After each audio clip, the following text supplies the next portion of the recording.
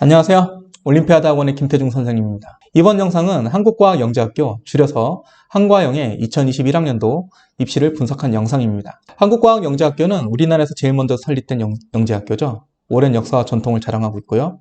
자유로운 학풍을 가지고 있으며 다른 영재학교와 다르게 학교 내 성적 경쟁이 치열하지 않습니다. 그리고 학생이 원하는 연구를 다양하게 할 수 있다는 점에서 일부 학생과 학부모님들 사이에서 인기가 높은 학교입니다.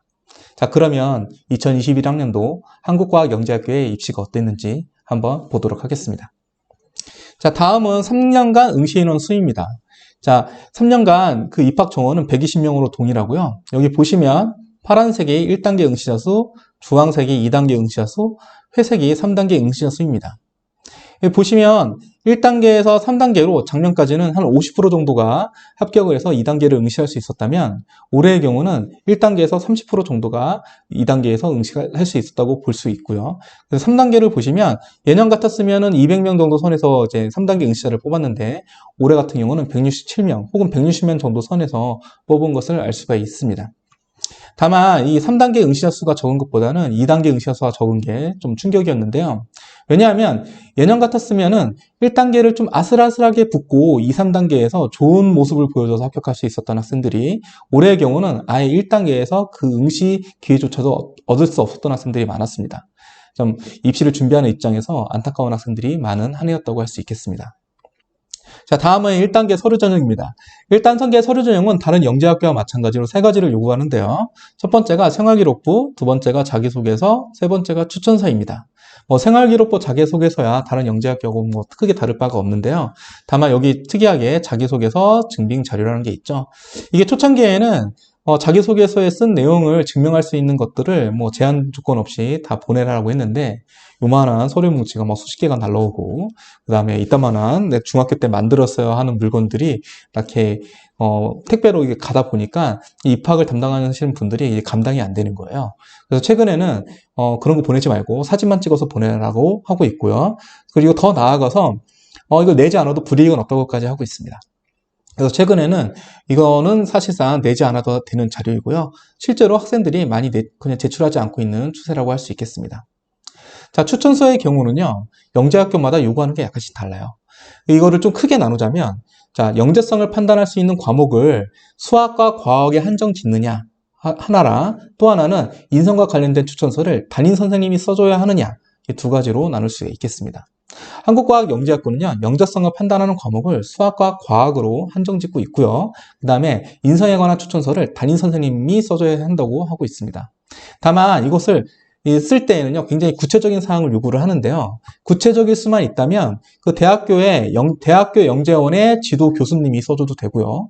그리고 과거에 자기를 맡았던 초등학교 담임 선생님도 추천서를 써줄 수가 있습니다.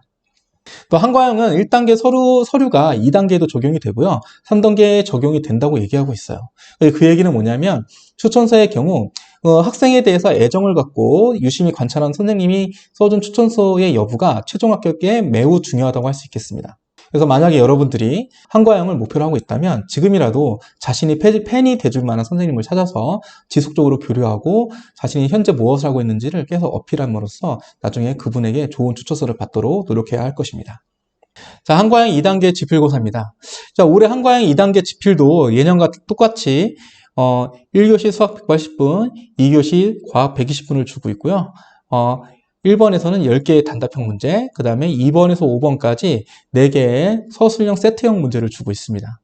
이 1번의 10개의 단답형 문제는요, 문제들이 중등 심화교재에 나와 있는 수준의 문제들이거든요. 그래서 영재고 입시학원을 다니는 학생들 입장에서는 그리 어렵지 않게 풀 수 있고요. 그렇다 보니까 이 1번에서는 변별력이 별로 없다고 할 수 있겠습니다. 다만 2번에서 5번까지의 4개의 세트형 문제는요, 난이도들이 다 만만치 않은데요. 자, 이 4개의 세트형 문제들의 특징을 좀 보자면 다음과 같습니다. 첫 번째, 배점이 없습니다. 두 번째, 긴 지문을 통해서 개념을 설명을 해요. 그 다음에 세 번째, 여기에 소문항들이 있는데 이 소문항들이 단계별로 난이도가 상승해요. 그리고 난이도만 상승할 뿐만이 아니라 앞에 있는 소문항을 풀어야지 뒤에 있는 소문항도 풀 수 있는 형태로 구성되어 있습니다. 그리고 맨 마지막에 가장 난이도가 높은 문제를 주어지는 게 되죠.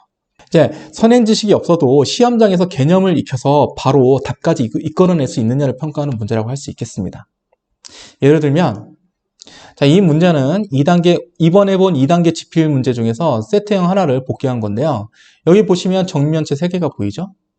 보통의 경우는 A라고 써져 있는 정면체의 전개도를 많이 배우게 됩니다. 여기 B하고 C는 좀 생소한 모양이 되는 거죠. 하지만 이 개념을요, 길게 설명을 해줘요. 지금 복귀한 그림 하나만 보여주고 있는데 실제 학생들의 얘기를 들어보면 페이지 하나를 거의 다 채웠다고 합니다. 자, 그래서 정면체의 전개도가 굳이 이렇게 정사각형만 구성될 필요는 없겠구나라는 걸 보여주고, 그 다음에 뭘 요구하느냐? 다음에 그림을 가지고 정면체의 전개도를 2개 이상 그려보아라 라고 시키고 있습니다. 그리고 여기서 이것저것 막 시도해 보겠죠? 그리고 세 번째, 마지막에 가장 난이도가 높은 걸 하나 보여줍니다. 여기 2개의 굵은 평행선 보이시죠? 그 사이에 정사각형이 사선으로 잘린 모양으로 주고 있어요. 그 다음에 여기 회색으로 색칠할 부분이 보이시죠? 여기 미묘하게 사다리꼴 모양도 있고요. 자, 이 회색 부분을 포함시킨 정면체의 전개도를 그려라는 게 이 세트형 문제의 마지막 문제, 가장 난이도가 높은 문제였습니다.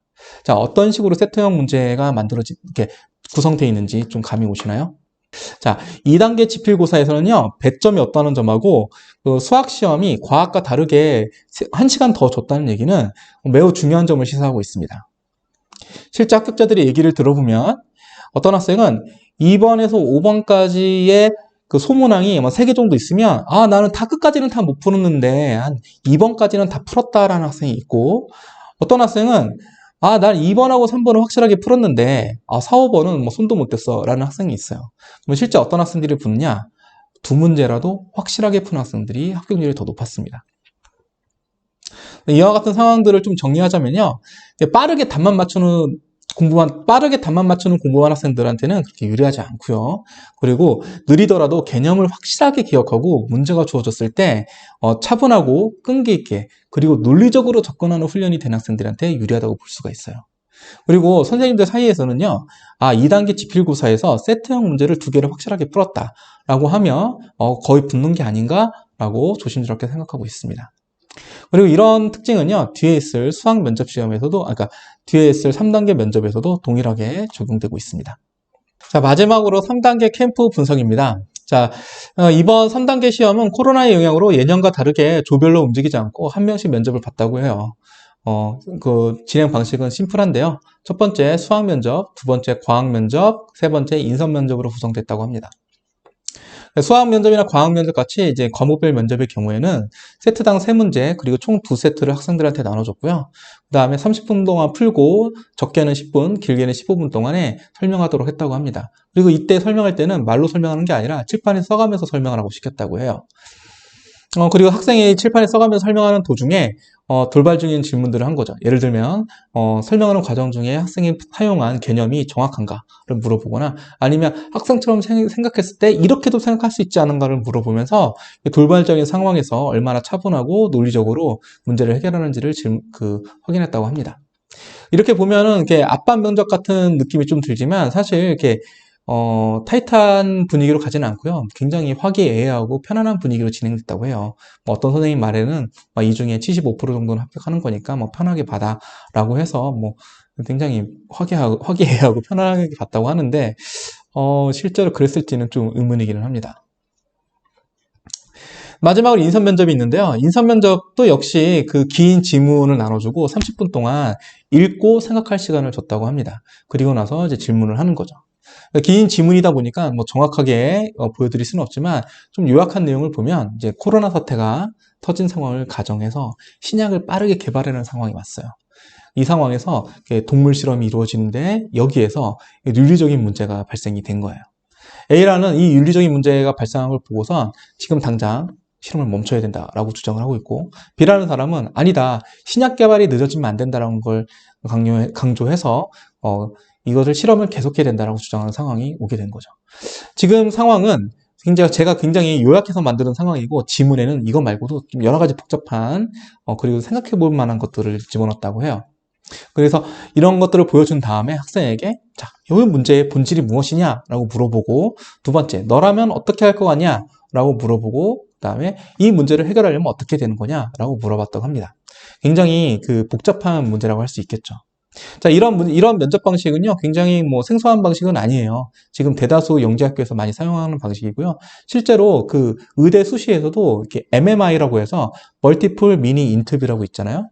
이런 의대에서도 이런 면접을 많이 씁니다. 그러니까 요약을 하자면 도덕적으로 난해한 상황, 도덕적인 딜레마가 있는 굉장히 난처한 상황을 딱 준 다음에 그 상황을 어떻게 대처하고 그 다음에 거기에서 어떻게 문제를 해결하는지를 물어보는 거거든요. 그러니까 여기 안에서 굉장히 스트레스가 강한 상황을 맞닥뜨리게 해서 학생이 가치관이 어떤지를 한번 보고 그리고 얘가 스트레스 상황에 빠졌을 때 어떤 식으로 반응하는지를 보는 면접이라고 할 수 있겠습니다. 자, 이런 면접 방식은요, 단기간에 이게 훈련이 되는 게 아니고 긴 시간 동안 스스로 좀 해야 되거든요. 예를 들면 우리 일상생활에서 맞닥뜨리게 되는 여러 가지 갈등 상황들이 있잖아요. 그런 상황에서 문제를 단편적으로 보는 게 아니라 좀 다각적인 면에서 보는 연습을 좀 해야 되고요. 그리고 내 입장에서만 보는 게 아니라 상대방 입장에서 이 문제가 어떤 건지를 고민하는 학생들한테 이런 면접 방식이 굉장히 유리하다고 할 수 있겠습니다. 자, 한과형은 합격에 있어서 1단계와 2단계, 3단계의 선적 반영 비율을 공개하지 않고 있습니다. 또 지필고사에 있어서도 100점을 공개하지 않고 있고요. 그리고 3단계에서도 1단계와 2단계의 결과를 종합적으로 판단한다고 합니다. 이것은 무엇이냐면 학생의 능력을 정량적으로 판단해서 1등부터 꼴찌까지 줄을 세우는 게 아니라 정성적으로 종합적으로 판단해서 영재성과 잠재성이 보이면 뽑는다. 이게 한국과학영재학교의 입시 철학이라고 할 수 있겠습니다. 실제로 그래서 그런지 한국과학영재학교에 붙은 학생들을 보면은요, 오, 제가 붙었어? 라던가, 아, 제가 떨어졌단 말이야. 라는 등의 학생들은 거의 보이지 않습니다. 정말 붙을 만한 학생들이 붙는다. 그것이 한국과학영재학교입니다. 자, 이상 2021학년도 한국과학영재학교의 입시를 분석한 영상이었습니다. 이 영상을 보신 여러분께 많은 도움이 되기를 바라며 이상 김태중 선생님이었습니다. 감사합니다.